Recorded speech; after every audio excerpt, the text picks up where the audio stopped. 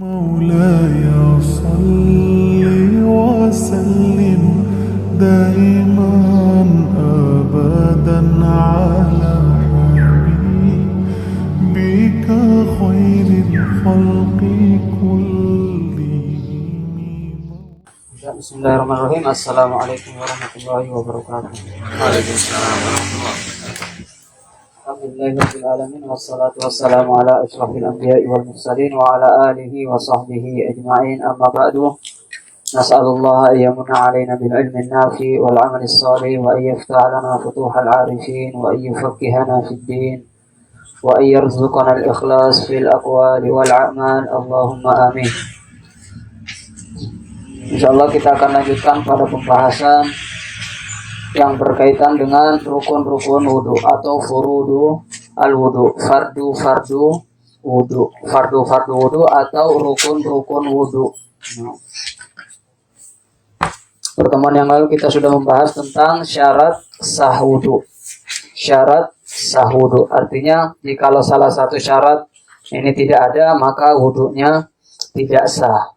Nah, syarat sah wudu ini biasanya berkaitan dengan sesuatu sebelum wudu. Sesuatu sebelum wudu. Kalau rukun wudu atau fardu wudu, maka itu di dalam wudu. Pas wudu. Nah, jadi itu beda dengan antara rukun dan syarat. Kalau syarat sebelumnya, kalau rukun pas melakukannya di dalam wudunya. Nah, itu namanya rukun. Nah, di sini ada wudu atau rukun wudu adalah sesuatu yang wajib kita kerjakan.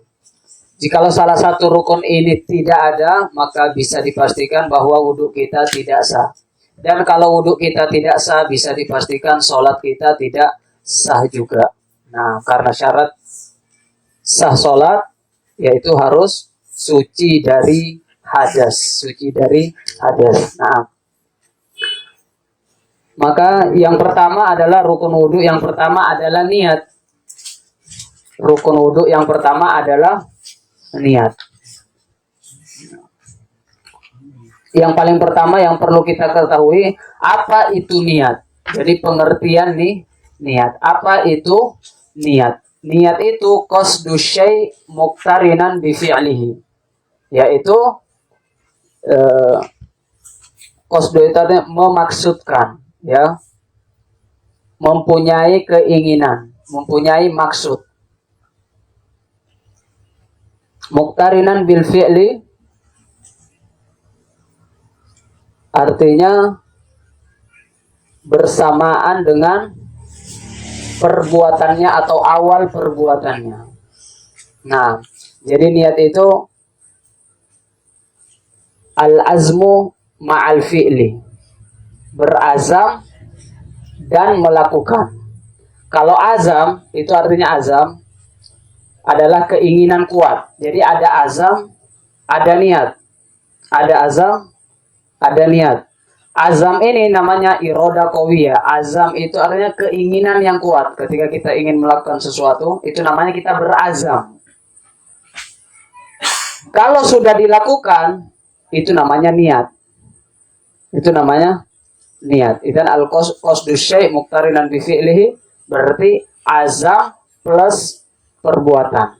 Nah, itu artinya niat. Nah, jadi kita berkeinginan melakukan sesuatu di awal perbuatan tersebut, itu namanya niat. Nah, kemudian tempatnya mahallun niyah fil qalbi, di dalam hati. Mahallun niyah fil qalbi. Jadi kita berniat itu di dalam hati. Laisa fil lisan, bukan di lisan. Nah, jadi kalau ada orang yang melafalkan niat, itu bukan niat. Niat itu yang di dalam hati. Adapun melafalkan niat, jadi misalnya ada orang mengatakan nawaitu, dengan lisannya, Itu bukan niat. Itu namanya melafalkan niat. Karena niat itu di dalam hati. Terkadang kita butuh untuk melafalkan niat untuk menguatkan apa yang di dalam hati. Sekali lagi biar kita tidak salah paham, melafalkan niat itu bukan niat. Melafalkan niat itu bukan niat. Tetapi niat itu letaknya di dalam hati. Kalau ada orang yang melafalkan niatnya keluar dari lisannya, nawaitu seperti itu, maka itu bukan niat, tapi itu untuk menguatkan niat yang ada di dalam hati. Ibaratnya untuk membantu, untuk menguatkan saja. Jadi jangan salah paham. Melafalkan niat itu bukan niat, tapi untuk membantu atau menguatkan niat yang ada di dalam hati. Nah, kemudian waktunya, kapan kita berniat? Jadi yang pertama tadi apa? Apa itu niat? Qasdus syai' muqtarinan bi fi'lihi. Kita berkeinginan melakukan sesuatu ya yang disertai dengan perbuatannya. Nah, kemudian mahalluha. Tempatnya di mana? Di dalam hati. Bukan di lisan. Jadi kalau hatinya mengatakan saya berniat sholat zuhur, tapi lisannya mengatakan saya niat sholat asar, maka yang dianggap yang ada di dalam hati, yaitu sholat zuhur. Apa mungkin yang di lisan beda dengan di hati? Ya mungkin. Betapa banyak orang yang mengatakan saya mencintaimu, tetapi dalam hatinya tidak. Dia mengatakan saya mencintaimu, tapi hatinya tidak cinta. Berarti boleh berbeda antara lisan dan hati. Dan ketika ini berbeda, yang dianggap itu apa yang ada di dalam hati. Nah, karena tempatnya di dalam hati. Kapan kita berniat? Jawabannya, nah, inda ghusli awwali juz'in minal wajh. Secara umum, kapan kita berniat? Awalul ibadah. Di awal ibadah. Jadi niat itu berbarengan dengan awal ibadah. Kalau dalam pembahasan wudhu berarti berbarengan niatnya dengan wudhu, awal wudhu. Dengan awal wudhu. Jadi kalau ditanya kapan kita berniat? Di awal ibadah, itu jawabannya. Nah, kapan kita berniat? Di awal ibadah. Kalau wudhu berarti di awal wudhu. Kalau sholat berarti di awal sholat. Nah.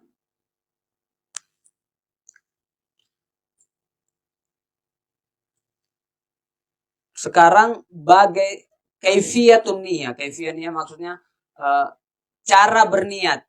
Ya, bagaimana cara kita berniat. Nah, atau apa yang kita niatkan. Nah, itu sama saja.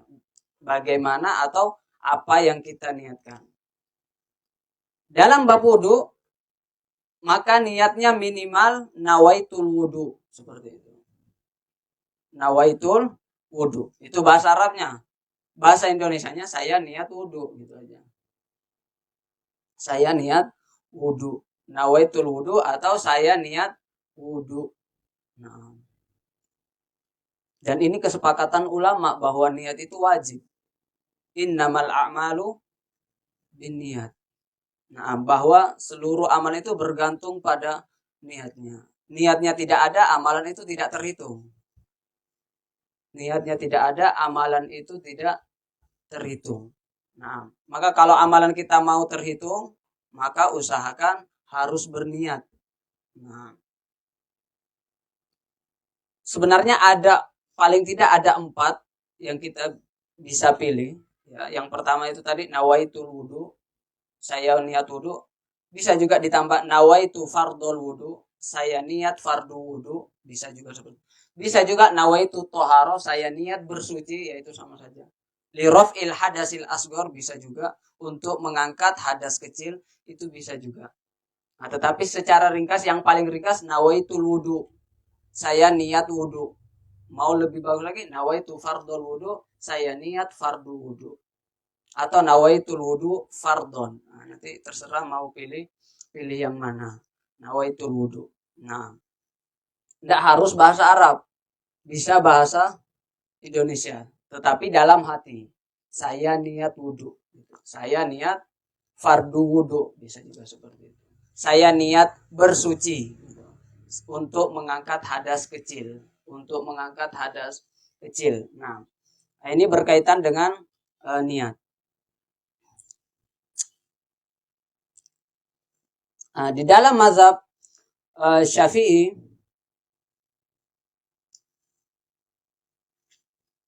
niatnya ini harus bersamaan dengan rukun yang kedua ini, membasuh wajah. Jadi kapan kita berniat dalam konteks wudhu? Berarti saat kita membasuh wajah. Ketika kita membasuh wajah, maka di dalam hati kita, saya niat wudhu. Saya niat wudhu. Nah, ketika kita membasuh wajah. Karena rukun yang pertama adalah wajah, bukan tangan. Bukan yang ini. Berarti awal ibadah maksudnya awal rukun. Sedangkan rukun yang pertama yang dibasuh adalah wajah, bukan tangan. Kalau yang tangan ini, membasuh tangan ini namanya sunnah. Ini hukumnya sunnah. Kumur-kumur hukumnya sunnah. Yang rukun wajah. Berarti kapan kita berniat? Ketika kita membasuh wajah. Kita ambil air, ya, kita basuh wajah kita, di dalam hati kita saya niat wudhu, seperti itu. Nah, itu berkaitan dengan kapan kita berniat. Nah, ini tentang niat. Kemudian yang kedua,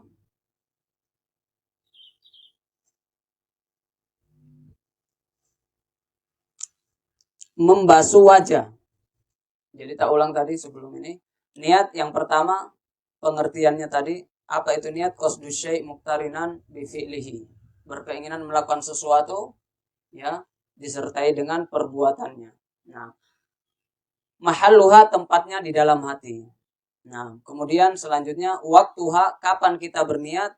Di awal ibadah. Kalau wudhu berarti di awal, di saat kita membasuh wajah, gitu aja. Di saat kita membasuh wajah. Nah, kaifiyah, tata caranya yaitu dengan meniatkan wudhu. Nawaitul wudhu, saya niat wudhu. Atau nawaitu fardul wudhu, saya niat fardu wudhu, bisa juga. Nawaitu toharo, saya niat bersuci, ya. Atau nawaitu at-toharo li raf'il hadasil asghar, saya niat bersuci untuk mengangkat hadas kecil, itu juga bisa. Nah, kemudian yang kedua membasuh wajah. Yang paling pertama kita membahas tentang membasuh. Apa itu membasuh? Sebenarnya yang rukun itu bukan membasuh. Kalau membasuh itu kesannya seperti kita yang harus membasuh. Tetapi sebenarnya yang lebih detail lagi, kata-katanya mungkin terbasuh. Kalau membasuh itu berarti seakan-akan kita yang membasuh. Tapi kalau terbasuh, nah, seperti misalnya kita nyalakan keran, kemudian kita letakkan kaki kita di bawah keran air itu, kemudian airnya jatuh ke kaki kita tanpa kita menyentuh, itu artinya terbasuh. Dan itu sudah sah. Yang penting, ya, kaki kita ini semuanya, anggota wudhunya kena dengan air. Artinya kalau dia di sungai, dia masukkan kakinya di sungai seperti ini, ya sudah selesai. Itu namanya terbasuh. Nah, tapi kalau membasuh seperti ini. Dan ini lebih afdol. Tapi kita berbicara tentang rukun. Apa itu rukun? Fardu. Minimal, standar minimal. Jadi sebenarnya sini terbasuh bukan membasuh. Terbasuh. Nah, apa itu terbasuh atau membasuh? Yaitu ketika airnya itu mengalir. Kalau kita wudhu pakai gayung, airnya itu harus ada, atau pakai keran, airnya itu harus ada. Kemudian kita pindahkan ke wajah misalnya, kemudian air itu mengalir. Itu namanya membasuh. Kalau mengusap, terkadang orang buang airnya. Yang penting tangannya basah, tapi airnya tidak ada. Tangannya basah. Tangannya basah, kemudian dia melakukan seperti ini, itu artinya mengusap. Hingga akhirnya basahnya pindah ke wajah, tapi tidak mengalir, tapi basah. Seperti kalau mengusap rambut atau kepala, mengusap rambut. Itu terkadang kita buang airnya. Nah, itu namanya. Jadi kalau ada orang wudhu, kemudian dia hanya mengusap wajah, itu tidak sah. Apa itu mengusap wajah? Memindah, yang penting basah. Itu namanya mengusap. Nah, kemudian wajah. Wajah ini yang mana? Batasan-batasannya. Dari atas sampai ke bawah. Kalau atasnya ini batasannya min manabitis sya'ri. Dari tempat tumbuhnya rambut. Dari tempat tumbuhnya rambut ke bawah ilal lahya ini. Sampai ke dagu sini. Sampai ke dagu. Di sini ada gambar apa nih? Di sampingnya ada gambar wajah. Ada gambar wajah. Nah, jadi dari atas ini, nah itu semua yang keliling ini nanti ada 20. Ini nama-nama rambut dalam bahasa Arab. Rambut-rambut yang ada di wajah kita. Rambut-rambut yang ada di wajah kita ada 20. Nah, dan semua rambut ini wajib dibasuh. Semua rambut yang ada di atas wajah kita itu wajib dibasuh. Kecuali yang dapat rukhsah itu kalau jenggotnya lebat. Kalau jenggotnya lebat, itu tidak wajib semua, tapi bagian luarnya. Bagian luarnya. Tapi kalau seperti saya ini wajib basah semua ini. Karena ini tidak lebat. Karena ini tidak lebat. Kalau yang lebat kayak syekh ya, itu dapat keringanan. Tidak harus semua rambut-rambutnya itu, rambut jenggotnya itu, ya bulu jenggotnya itu tidak harus basah semua. Kenapa? Ya saking lebatnya. Jadi cukup bagian luar itu. Tapi kalau tipis harus basah semua. Kalau tipis seperti ini harus basah semua. Jadi semua rambut yang ada di muka kita itu wajib basah. Bukan hanya kulitnya. Bukan hanya kulitnya, termasuk ini. Ini harus basah semua. Ini kalau ada yang di sini kumis termasuk ya semua. Apalagi kalau orang Arab itu di sini juga ya kan. Ya, itu semua harus basah. Itu antara tempat tumbuhnya rambut sampai bawah sini dagu. Tempat tumbuhnya lihya atau janggut. Nah, kemudian ke samping batasannya itu antara dua telinga. Telinga kanan sama telinga kiri. Artinya apa? Yang ini itu wajib kena air, wajib terbasuh yang di sini. Nah, jadi tapi banyak orang wudhu ininya tidak basah. Ini yang belakang apa? Ini namanya apa ini? Nah, belakangnya itu kadang tidak kena air dan itu sering kita lihat orang wudhu hanya depannya sini. Depannya sini tapi tidak sampai belakang sini. Padahal wajah itu masih masuk ini. Membasuh wajah berarti harus sampai di sini. Lebih baik kena telinga sedikit. Ini nih, telinga yang samping sini. Ini basah sedikit ini. Biar aman, berarti semuanya sudah aman. Kalau telinganya sudah basah, berarti wajahnya juga bagian samping dan kiri kanan ini sudah basah. Nah, jadi jangan sampai wudhunya itu cuma di depan sini, di sini. Nah, ini terkadang tidak kena. Jadi kita wudhu itu sebenarnya gini, tangannya seperti ini, bukan seperti ini. Nah, kalau seperti ini biasanya depannya saja. Nah, dan ini termasuk rukun atau fardu wudhu. Ketika sedikit saja anggota wudhu kita yang termasuk wajah ini tidak kena air, artinya wudhu kita tidak sah. Sekali lagi, wudhu kita tidak sah, sholat kita tidak sah.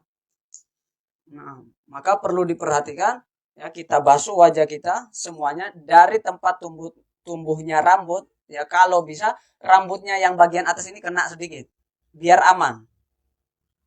Nah, sampai turun ke bawah sini. Ya, mau lebih afdol lagi, tapi itu nanti bukan wajib, ya, bisa sampai ini enggak apa-apa. Nah, ini sunnahnya ini. Faman istata'a minkum ayyuti lagurratahu falyaf'al. Jadi bisa dipanjangkan sampai sini. Yang ini. Bisa dipanjangkan sampai bawah sini. Tapi ini sunnah. Yang wajib sampai sini. Yang wajib sini. Ini keliling. Nah, membasuh wajah. Nah, kemudian yang ketiga, membasuh dua tangan sampai atau hingga siku. Apa maksudnya hingga siku? Sikunya masuk atau tidak? Hingga siku itu maksudnya sebelum siku atau sama sikunya? Sama sikunya. Sikunya harus basah. Dan harus dilebihkan sedikit. Atasnya siku sedikit. Biar aman. Kita punya kaidah, ma la yatimmu al-wajib illa bihi fahuwa wajib. Artinya apa? Apa maksud sampai siku? Biar kita merasa aman. Ya, lebihkan sekitar berapa? Setengah senti, nggak apa-apa. Setengah senti di atas siku. Di atas siku. Nah, seperti itu. Jadi jangan sampai sebagian sikunya tidak kena air. Ya, amannya lebih sedikit. Amannya lebih sedikit. Nah, ini kedua, membasuh dua tangan hingga siku. Nah, tadi afwan, mata itu sebenarnya tadi mata wajah pas mata itu tidak masuk ya.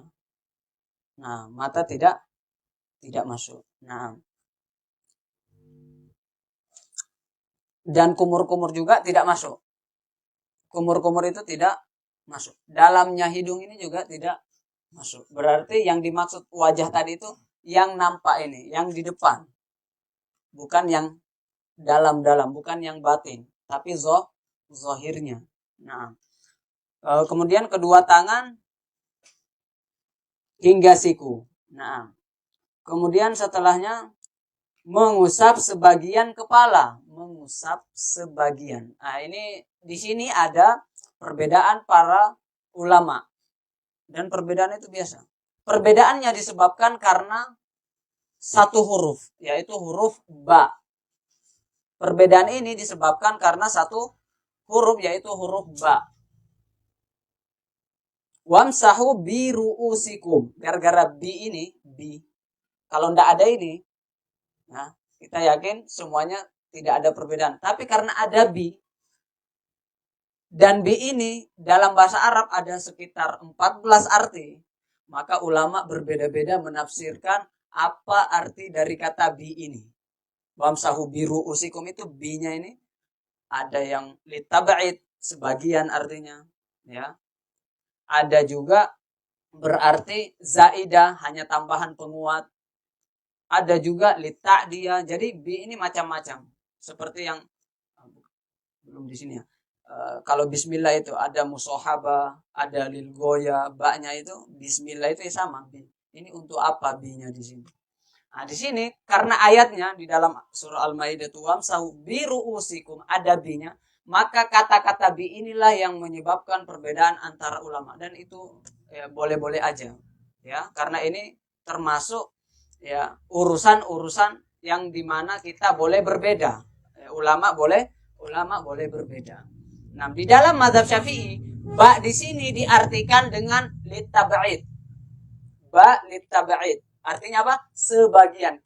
Karena ba ini artinya sebagian.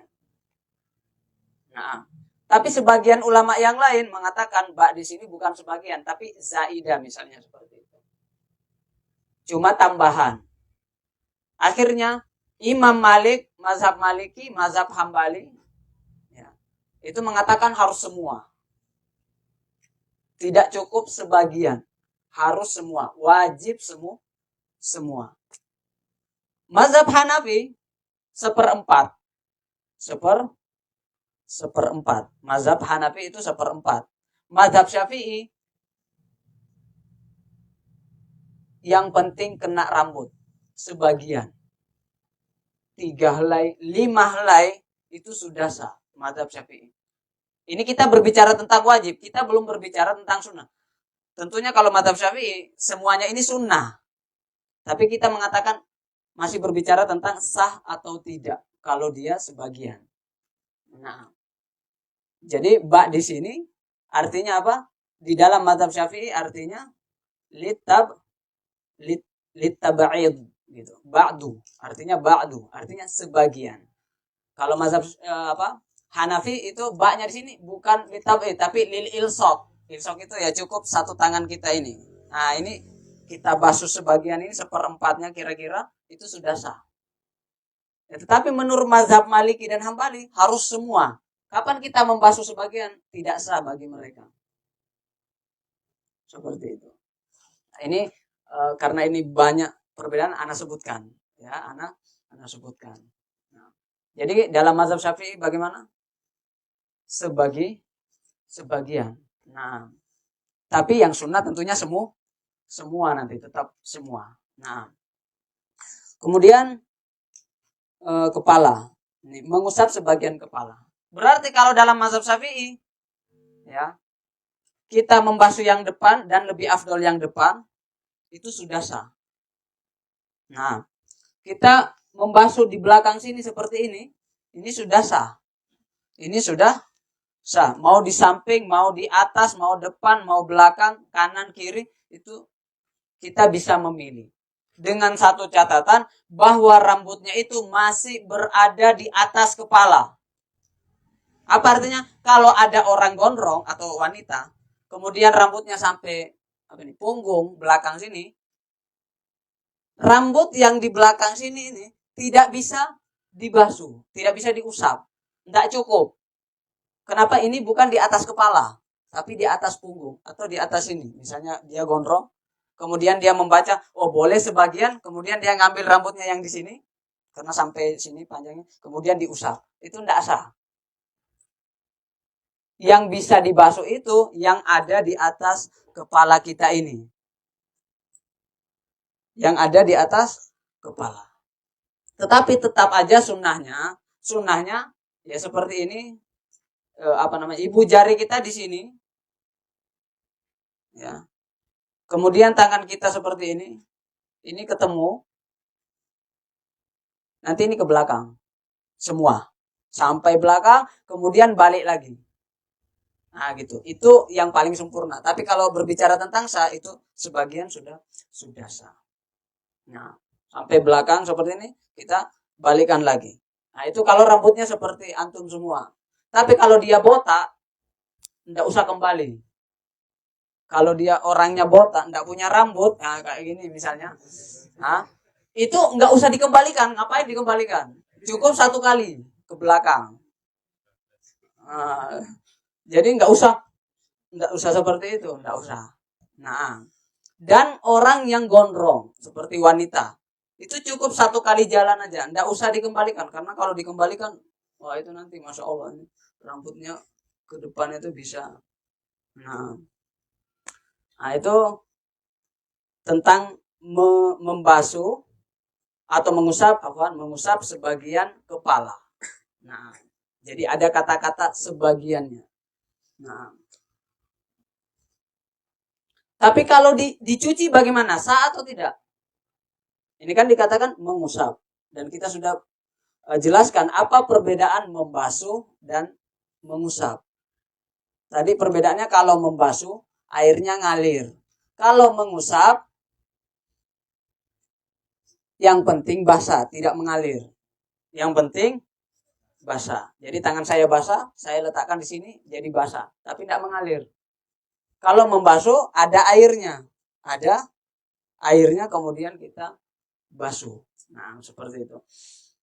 Sekarang pertanyaannya, ini kan yang wajib mengusap. Tapi kalau dia cuci kepalanya, apalagi keramas seperti itu hukumnya sah atau tidak? Kira-kira sah. Karena membasuh itu, ya mengusap itu masih di bawah. Membasuh itu lebih basah lagi. Tapi kalau yang dibasuh diusap itu tidak sah. Kalau wajah diusap itu tidak sah. Karena yang wajibnya membasuh. Membasuh itu maksudnya mencuci. Tapi kalau yang diusap dibasuh itu sah. Ya kan? Karena yang wajibnya mengusap saja, mencuci itu di atasnya mengusap. Jadi kalau ada orang ketika mengusap kepala dia cuci tidak diusap, itu sebenarnya juga sudah sah. Nah, kemudian yang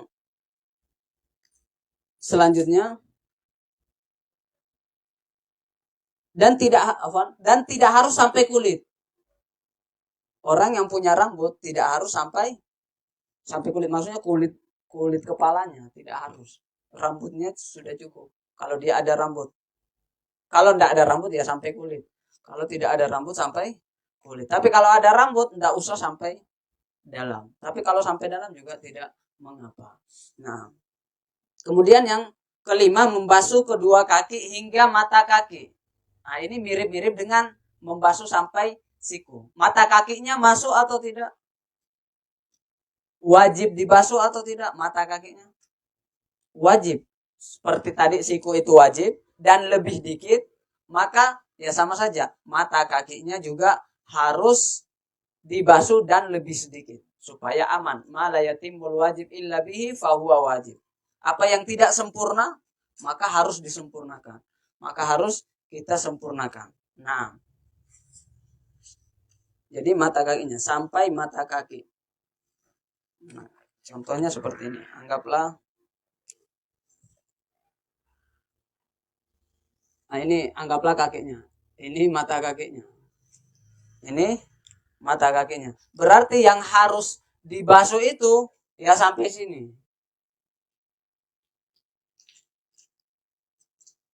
Yang penting ada lebihnya. Yang penting ada lebihnya biar kita yakin bahwa semua mata kaki ini telah terbasuh. Telah terbasuh. Ya sama dengan siku tadi. Ada lebihnya sedikit. Ada lebihnya sedikit. Nah, kemudian di sini yang terakhir tertib. Nah, ini wajib. Tertib. Apa maksudnya tertib? Berarti tidak boleh kaki dulu baru wajah. Tidak boleh nomor 3 dulu baru nomor 2. Tidak boleh 4 baru 3. Ya harus berurut sesuai nomornya. Nomor 2, nomor 3, nomor 4, nomor 5. Itu artinya tertib. Itu artinya tertib. Tidak boleh. Nah, sekarang contoh. Kalau ada orang wudhu, setelah dia wudhu selesai kakinya, sudah selesai. Tiba-tiba dia lihat ternyata ada sebagian tangannya itu tidak basah. Atau belum terkena air. Ya kan? Artinya apa? Harus diulang. Tapi pertanyaannya, diulang dari mana? Diulang dari awal, dari wajah, atau diulang dari sini, atau diulang itu harus semuanya diulang semua sampai kaki, atau cukup yang tidak tadi yang belum terkena air cukup kita basuh lagi kemudian sudah selesai. Jadi ada 3 pilihan. Yang pertama ngulang dari wajah. Yang masalah di tangannya. Sebelum tangan apa wajah. Nah, ngulang dari wajah, ngulang dari tangan, kemudian yang ketiga, tapi tangan saja. Yang ketiga, ngulang dari tangan, tapi ngulang semua sampai kaki. Jadi mengusapnya juga diulang, kemudian kakinya juga diulang. Kira-kira yang mana pilihannya ini? Di antara 3 ini kira-kira yang mana? Yang ketiga, yang berarti ngulangnya dari, berarti wajah tidak usah diulang. Kemudian kepala bagaimana? Diulang atau tidak? Diulang. Kenapa diulang? Karena kalau tidak diulang berarti tidak tertib. Yang terakhir akan tangan. Jatuhnya tangan. Supaya jadi tertib, kenapa wajah tidak diulang? Ya karena sudah di awal, sudah sempurna wajahnya. Yang tidak sempurna yang ini. Yang tidak sempurna dan setelahnya yang diulang. Yang tidak sempurna biar yang terakhir itu kaki. Supaya yang terakhir tetap kaki. Jadi itu namanya tertib. Kecuali dalam kondisi, dan ini kita sudah sebutkan, ketika ada seseorang yang masuk ke dalam air atau ibaratnya menyelam. Semua dari ujung rambut sampai ujung kakinya itu masuk di dalam air. Ya. Ini air, dia masuk ke dalamnya. Masuk di dalam air semuanya. Seluruh tubuhnya masuk ke dalam air. Atau dia misalnya ini sungai, kemudian dia lompat. Harusnya kan lompat biasanya kepalanya duluan atau kakinya duluan. Secara ini kan tidak tertib. Secara ini tidak tertib. Tetapi karena dia sudah masuk di dalam air dan dia berniat, maka syarat yang ke-6 ini atau rukun yang ke-6 ini tertib, tidak dianggap.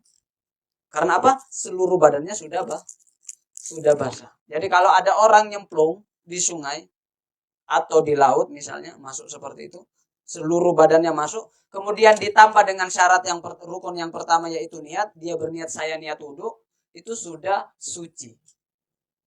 Tidak usah dia ngambil air lagi kemudian wudhu lagi. Tidak usah seperti itu. Dengan dia nyelam itu masuk ke dalam air kemudian ditambah dengan niat itu sudah cukup. Tapi kalau tidak niat ya tidak dinamakan wudhu. Kalau cuma nyelam saja, berenang saja itu tidak dikatakan wudhu. Tapi kalau dia nyelam ditambah dengan niat wudhu yang tadi caranya saya niat wudhu seperti itu, maka itu sudah suci. Maka itu sudah suci. Berarti ini satu kondisi pengecualian dari rukun yang keenam atau fardu yang keenam, yaitu tertib. Karena kalau kita menyelam itu tidak tertib. Tidak tertib. Nah ini kita sudah selesai berkaitan dengan rukun wudhu. Dan ini dibasuhnya atau diusapnya hanya sekali. Semuanya sekali. Semuanya sekali. Adapun 3 kali itu nanti masuk sunnah, kesunnahan. Artinya ketika kita sudah membasuh sekali itu sudah sah. Jadi kalau ada orang wudhu, nah sekarang kita wudhu dengan rukun tanpa sunnah. Artinya kita masih berbicara tentang sah atau tidak. Ketika kita sudah hafal dan paham rukun ini, kita sudah bisa menghukumi ketika kita ditanya, apa hukum wudhu orang seperti ini. Kalau kita sudah hafal ini, yang 6 ini, insya Allah kita bisa menjawab. Soalnya dibolak-balik pun kita bisa jawab hukumnya sah atau belum sah. Nah sekarang contoh mungkin kita wudhu dengan rukunnya saja tanpa sunnahnya. Tanpa sunnahnya. Sunnahnya nanti. Maksudnya kita ini minimal. Standar minimal. Kapan wudhu itu sudah bisa kita katakan sah. Yang pertama, ya membasuh wajah. Sekali. Kita ambil air. Misalnya seperti ini. Air. Kita basuh wajah kita. Ketika kita mulai membasuh, disitulah hati kita ya berniat. Yaitu saya niat wudhu. Sambil membasuh wajah. Saya niat wudhu. Tapi dalam hati misalnya seperti itu. Di hati kita ini, saya membasuh ini untuk wudhu. Bukan untuk cuci muka karena ngantuk. Misalnya seperti itu. Tapi untuk wudhu. Nah, seperti itu. Itu sudah 2 rukun. Jadi niat ini bersamaan dengan membasuh wajah. Niat bersamaan dengan membasuh wajah. Kemudian yang ketiga, 1 kali. Yang jelas harus basah semua, 1 kali. Kemudian membasuh kedua tangan hingga siku. Ya, seperti ini sampai siku. 1 kali, kemudian kiri 1 kali, kemudian mengusap cukup sebagian. Ya. Kemudian kaki 1 kali sampai mata kaki yang kanan, kemudian yang kiri 1 kali sampai mata kaki juga. Tapi kalau misalnya ada orang wudhu kiri dulu baru kanan, sah atau tidak? Atau misalnya tadi tangannya kiri dulu baru kanan, sah atau tidak? Kira-kira sah atau tidak? Sah, karena kanan dan kiri itu bukan masuk rukun, ya kan? Makanya kalau ditanya itu bisa, kalau sudah hafal ini tuh bisa jawab. Nah, kalau ada orang mata kakinya tidak basah, sah atau tidak? Tidak. Nah, kalau ada orang ya mengusap wajahnya, sah atau tidak? Tidak. Karena yang wajib membasuh. Kalau ada orang membasuh kepalanya, sah. Kenapa? Mengusap saja sudah sah, apalagi dibasuh, apalagi keramas. Nah. Kemudian setelah itu sudah selesai kaki terakhir, ya kan? Kaki terakhir tertib bagaimana? Nah, ada pengecualian tentang rukun yang ke-6 tadi tertib. Apa pengecualiannya? Maksudnya wudhu kita tetap sah meskipun tidak tertib dalam satu kondisi.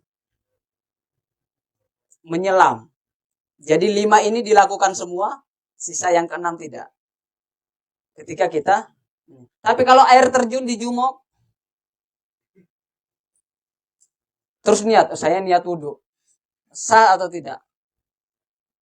Tidak, karena dia tidak masuk ke dalam air. Kalau cuma air hujan atau air terjun atau di kamar mandi ada shower gitu, itu tidak bisa. Tetap harus urut. Kapan dia sah? Kalau misalnya kolamnya di kamar mandinya gede, kemudian dia masuk seperti ini, renang di dalam sambil niat wudhu, itu sah. Nah, kalau dia masuk kolam. Tapi kalau masih shower atau hujan, dia hujan-hujan, basah semua, itu belum bisa. Harus berurut, Nah, ini tentang rukun wudhu. Dan itu cuma satu kali. Kalau kita sudah hafal ini, kita sudah bisa mengatakan bahwa ini sah, ini tidak. Ini sah, ini tidak. Dan terkadang kita wudhu tanpa sunnahnya. Rukunnya saja. Semuanya sekali-sekali. Kapan itu? Mungkin ketika air sedikit. Ya kan? Ya, tapi alhamdulillah di sini, kalau di tempat ini ya Masya Allah, airnya banyak. Tapi mungkin di beberapa tempat, airnya atau di musim kemarau air sedikit misalnya, ya kita bisa satu kali supaya airnya bisa digunakan untuk orang lain atau untuk minum atau untuk mencuci kebutuhan yang lain. Nah, kenapa? Karena kita sudah tahu yang wajib itu satu kali, 2 dan 3 itu namanya sunnah. Kalau ke 4, 5 makruh. Kalau nambah misalnya 3 kali, nambah lagi. Saking banyaknya air misalnya. Nah, atau saking semangatnya berwudu, akhirnya ditambah 4. 4 itu makruh. Keempat itu makruh, apalagi 5. Nah, tidak boleh mubazir namanya. Bahkan dalam ibadah pun tidak boleh mubazir. Nah,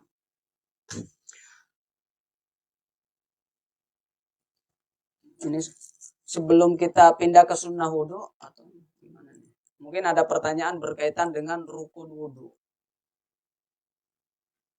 Tentang rukun wudu. Betul.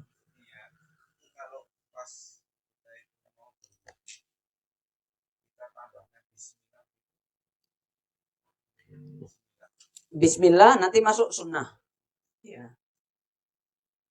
Tetap nanti kita wudu itu bukan berarti kita pelajari rukun, nanti rukun saja, enggak. Tetap kita berusaha untuk wudu dengan sunnah-sunnahnya. Sekarang kita bahas rukun ini untuk supaya kita mengetahui ini sudah sah atau tidak. Kita berbicara sah ini, bukan kesempurnaan. Nah, bismillah ini masuk di dalam sunnah-sunnah wudu nantinya. Dan bismillah itu dibaca ketika di awal wudu. Nah, nanti sebelum bismillah kemudian membasuh tangan sampai pergelangan. Ini sunnah. Yang awal ini sunnah. Kumur-kumur sunnah. Masukin air ke hidung sunnah. Yang wajib yang disebutkan di dalam Al-Quran. Yang 4 ini. Ditambah 2 niat sama tertib. Faksilu wujuhakum, wajah.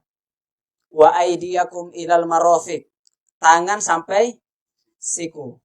Famsahu biru'usikum, mengusap kepala. Wa arjulakum ilal ka'bain. Kaki sampai mata kaki. Ini yang disebutkan di dalam Al-Quran. Itulah yang menjadi rukun wudu. Adapun bismillah itu disebutkan dalam hadis-hadis. Ya. Selain yang disebutkan 4 ini. Karena yang disebutkan dalam Al-Quran hanya 4. Wajah.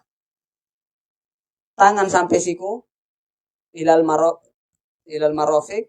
Kemudian kepala. Biru usikum, nanti baknya ada mengartikan sebagian.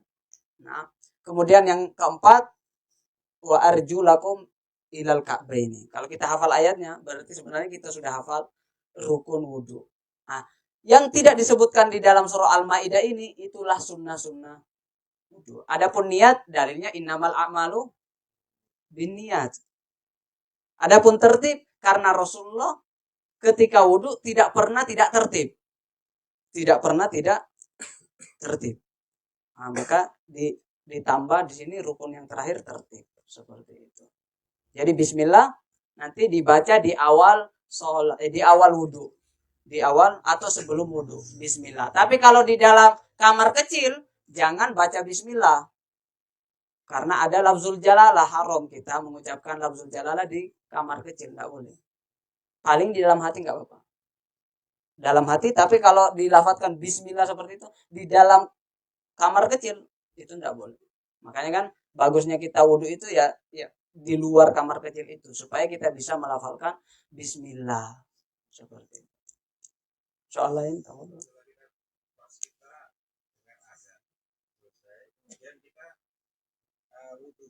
Hmm.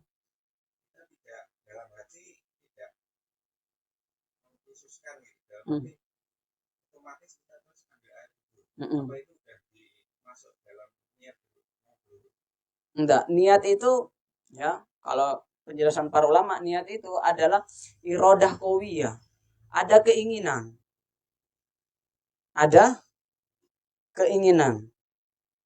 Jadi kalau seperti itu bukan niat, itu seperti ibaratnya formalitas lah. Ibaratnya karena setiap hari seperti itu jadi kayak perbuatan itu innamal a'malu binniyat. Amalan ini landasannya adalah niat. Ada orang sholat, satunya di surga, satunya di neraka. Ada orang hafal Quran, satunya di surga, satunya di neraka. Persoalannya di mana? Di niatnya. Jadi niat ini bukan urusan sembarangan yang kita bisa, oh ini sudah niat. Enggak. Niat itu memang harus diazamkan seperti itu. Harus diniatkan. Harus diniatkan benar-benar. Nah. Fadal.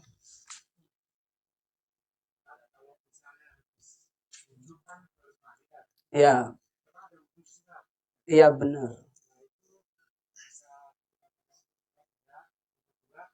Bisa apa tadi?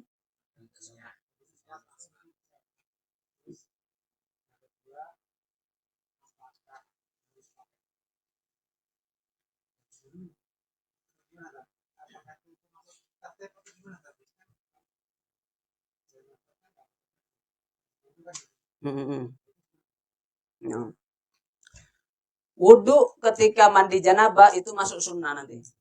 Sunnahnya mandi janabah. Hitungannya gitu. Adapun orang jadi rukun, kita gini aja. Rukun mandi wajib itu berapa? 2.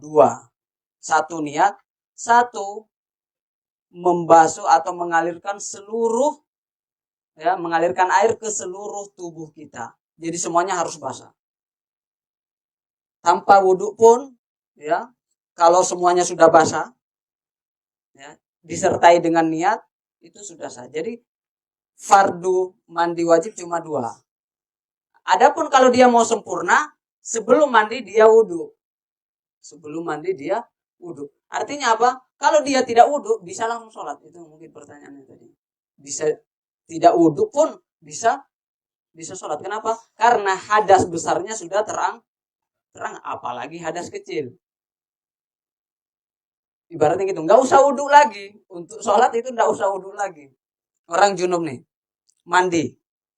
Ketika dia membasuh, dia berniat, ini mandi untuk apa? Mengangkat hadas besar atau mandi wajib gitu aja dalam hatinya. Ini mandi wajib gitu. Jadi enggak harus diucapkan. Jadi mandi wajib. Ini mandi wajib. Kalau dia mandi tapi tidak ada niat untuk mandi wajib, itu enggak dihitung mandi wajib, itu mandi biasa namanya. Itu mandi biasa. Kita contohkan ya biar paham. Malam hari ya, dia junub. Misalnya jam 12 malam, dia junub. Ya. Artinya wajib mandi. Nah, tapi kan wajibnya itu ketika sebelum melaksanakan sholat subuh itu. Jadi di jam 12 itu enggak wajib langsung jam 12 itu, enggak wajib. Tapi kalau dia mau tidur, makruh hukumnya dia tidur tanpa wudhu.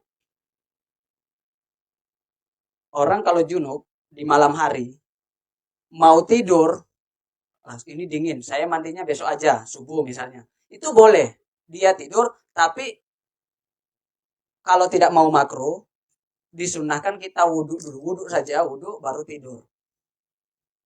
Atau dia junub mau makan atau minum, itu makruh juga. Supaya makruhnya hilang, wudhu dulu. Misalnya ini lapar, junub, lapar. Makan Indomie misalnya malam hari, ya, atau minum kopi atau ya wudhu dulu. Wudhu dulu gitu. Kalau tidak mau mandi, kalau tidak mau mandi. Nah, iya 17. Sekarang dia mandi. Belum mandi, dia junub, tidak mandi karena mungkin dingin, maunya mandi subuh misalnya. Jadi sebaiknya apa tadi? Wudhu dulu. Kalau tidak wudhu, tidur langsung makruh. Berdosa atau tidak? Makruh itu berdosa atau tidak? Ya tidak dosa. Makruh itu artinya kalau dia tinggalkan dapat pahala. Lawannya sunnah. Haram ini lawannya wajib, ya kan? Saya ulang. Ini kita ada 5 biar paham. Ini sebenarnya sebelum belajar fikih ya harus paham dulu. Ini 5 ini. Apa maksud dari wajib? Apa maksud dari sunnah? Apa maksud dari mubah? Apa maksud dari makruh? Dan apa maksud dari haram? Jadi ketika dengar, oh ini haram. Oh berarti nanti seperti ini hasilnya. Akibatnya seperti ini. Wajib dulu. Wajib ini wajib dikerjakan. Kalau tidak dikerjakan berdosa. Dikerjakan dapat pahala. Tidak dikerjakan berdosa. Itu namanya wajib. Lawannya haram. Kalau dikerjakan yang haram ini kita berdosa. Kalau kita melakukan haram. Kalau ditinggalkan kita dapat pahala. Itu langsung aja kebalikannya. Sunnah sekarang. Sunnah. Kalau ditinggalkan tidak berdosa. Ini ada amalan sunnah. Tidak dikerjakan tidak berdosa. Tapi kalau dikerjakan dapat pahala. Itu namanya sunnah. Misalnya nih, sunnah sholat duha. Sholat duha itu hukumnya sunnah. Dia sholat sunnah duha dapat pahala. Tapi ada orang tidak sholat duha tidak berdosa gitu loh. Tidak berdosa. Sunnah ini dibalik aja itu makruh. Seperti tadi wajib dengan haram dibalik seperti itu. Nah, sunnah tadi kalau dikerjakan dapat pahala. Kalau tidak dikerjakan tidak dapat pahala. Tidak dapat pahala. Makruh kebalikannya. Kalau dikerjakan tidak berdosa. Kalau kita tinggalkan yang makruh, kita dapat pahala. Kita tulis mungkin ya. Biar enggak kebalik-balik. Nih, sunnah. Sunnah dikerjakan dapat pahala. Kalau ditinggalkan tidak dosa. Kalau wajib kan dosa, kalau ditinggalkan. Bedanya wajib sama sunnah itu di sini. Nah, sekarang makruh. Makruh tinggal dibalik. Makruh tinggal kita balik ini. Ini di sini, ini di sini. Itu makruh. Sekarang kalau dikerjakan tidak dosa. Kalau ditinggalkan dapat pahala. Nah, ini namanya makruh. Kalau haram, apa bedanya makruh sama haram? Yang ini. Kalau haram dikerjakan berdosa. Ininya sama aja, ditinggal dapat pahala semua. Kita tinggalkan yang haram, tidak minum khamar, tidak berjudi, itu kita berpahala. Kalau kita tinggalkan yang haram, kita tinggalkan yang makruh ya sama. Jadi haram dan makruh itu kalau ditinggal sama-sama berpahala. Bedanya kalau dikerjakan. Kalau yang haram dikerjakan berdosa, kalau yang makruh dikerjakan tidak berdosa.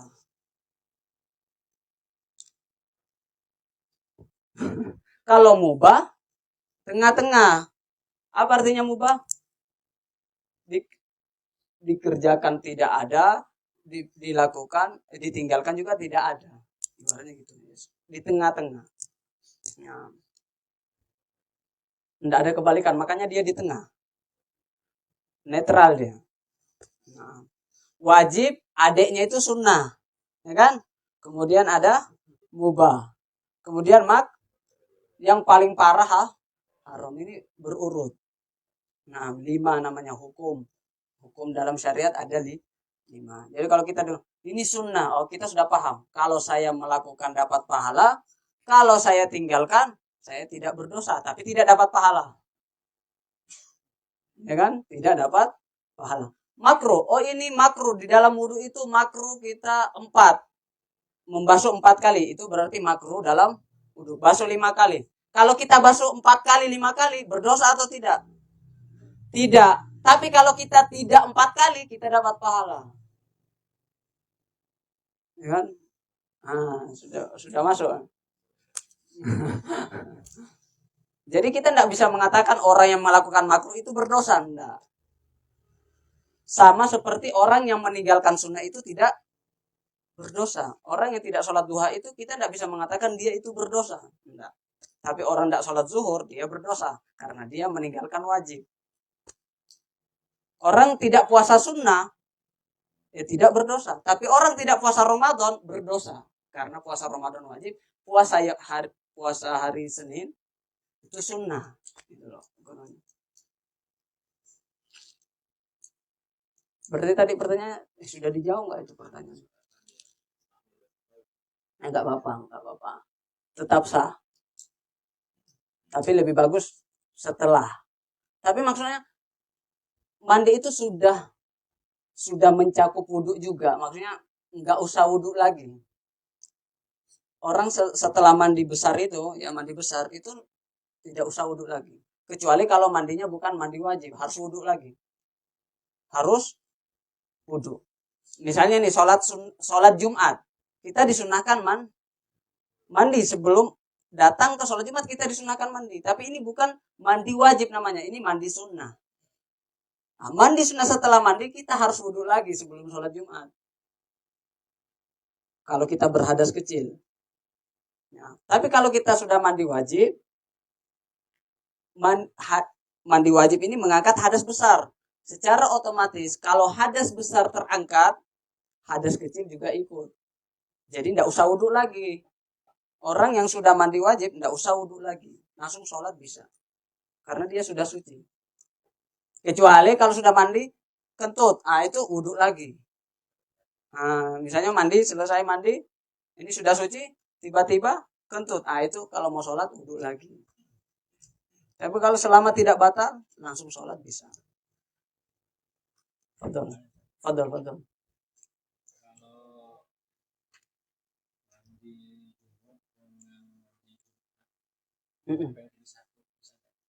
Bisa. Ya bisa. Dijamak ya. Dijamak berarti. Iya, benar. Misalnya nih malam dia junub. Malam Jumat kan maksudnya? Ya, atau hari Jumat lah.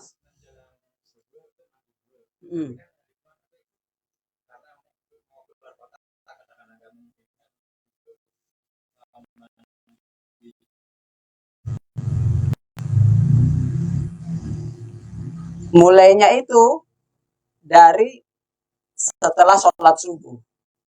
Hitungan sunnahnya. Setelah waktu subuh. Setelah sholat subuh. Setelah waktu subuh. Setelah waktu subuh. Kalau setelah sholat subuh kan berarti.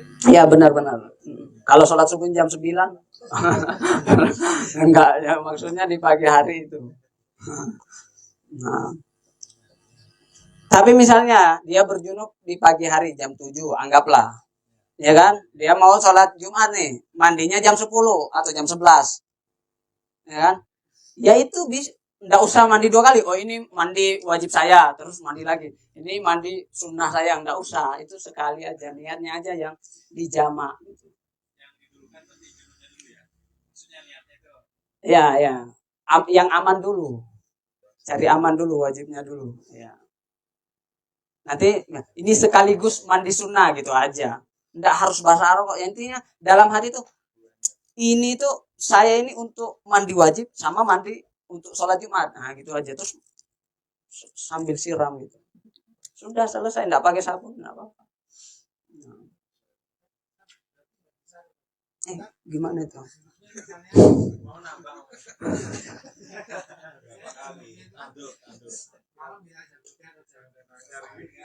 Ya. Harus mandinya kan sebelum subuh kan nggak boleh setelah subuh kan. Jadi kan kalau misalnya tadi mau mandi junub sama Jumatnya digabung jam 7 berarti kan nggak bisa. Sebelumnya kan berarti masih apa kan? melewati Junubnya tadi maksud saya jam 7 pagi gitu. Kalau junubnya jam 3, terus habis itu kita nggak sholat nggak sholat apa? Sebelum subuh itu boleh nggak? Gitu.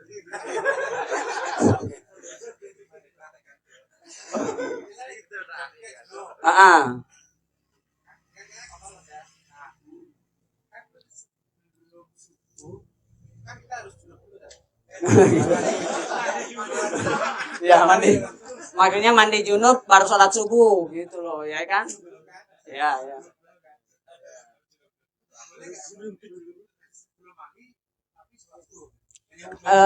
Tergantung nanti mandinya sebelum terbit fajar atau setelah.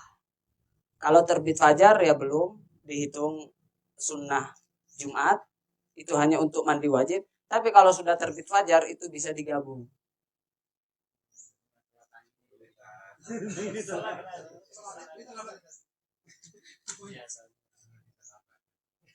Mandi pas terbit azan, pas azan subuh. Mandi pas azan subuh. Gitu loh. Kan ada orang mandi itu sebelum azan. Nah, itu belum bisa digabung. Karena itu masih belum waktunya mandi sunnah untuk sholat Jumat. Kapan terhitung mandi sunnah untuk Jumat itu? Awal waktunya masuknya itu pas terbit itu. Pas azan subuh itu. Berarti kalau dia mandinya sebelum subuh, sebelum azan subuh itu, berarti nggak bisa dijamak, ya kan? Karena belum masuk waktunya. Dia hanya untuk mengangkat junub itu. Belum bisa digabung dengan mandi sunnah Jumat. Tapi kalau dia mandinya setelah terbit fajar, misalnya azan, kemudian dia pergi mandi, itu bisa digabung. Itu bisa digabung karena sudah masuk waktu sunnah mandi sunnah sholat Jumat untuk sholat Jumat. Jadi tergantung mandinya kapan.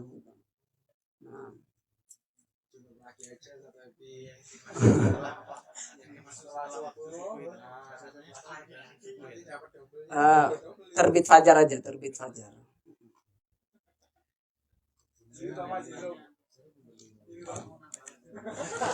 Tunggu di sini ada di sini Afwan biar tak bacakan nasnya. Mujibatul Ghusli. Oh ini dia.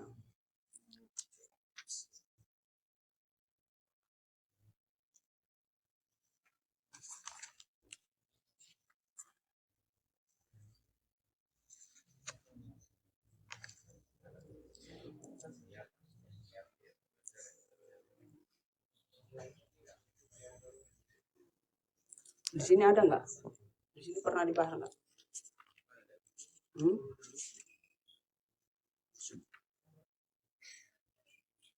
Oh ini ada nih, sebab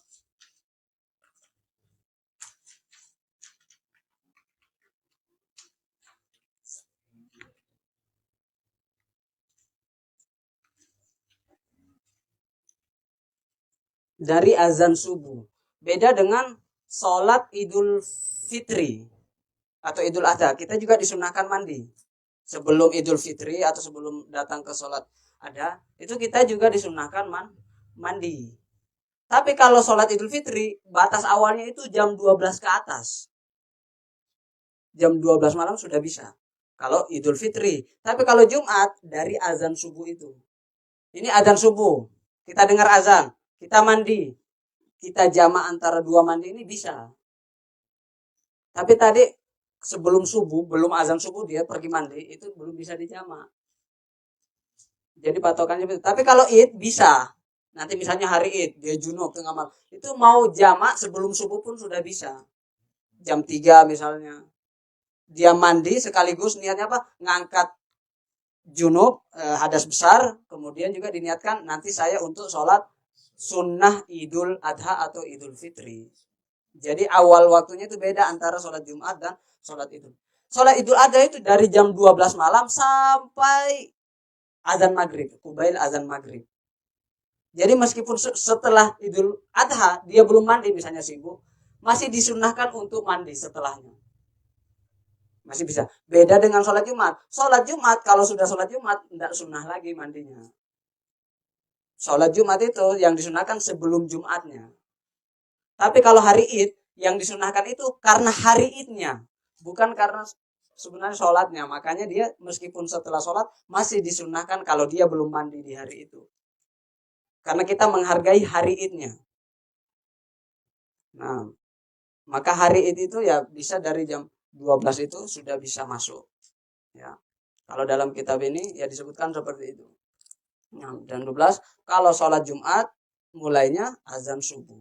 Tadi yang ditanyakan tadi ini berarti kalau sholatnya setelah sholat subuh atau ini ya kan tadi pertanyaan seperti itu. Bukan sholatnya tapi azannya itu. Azan subuhnya. Nah, betul, ada lagi? Atau kita tutup dulu mungkin nanti sambil ini aja ya. Nakhtatim bidu'a kafaratil majlis. Wassallallahu ala sayyidina Muhammad. Assalamualaikum warahmatullahi wabarakatuh.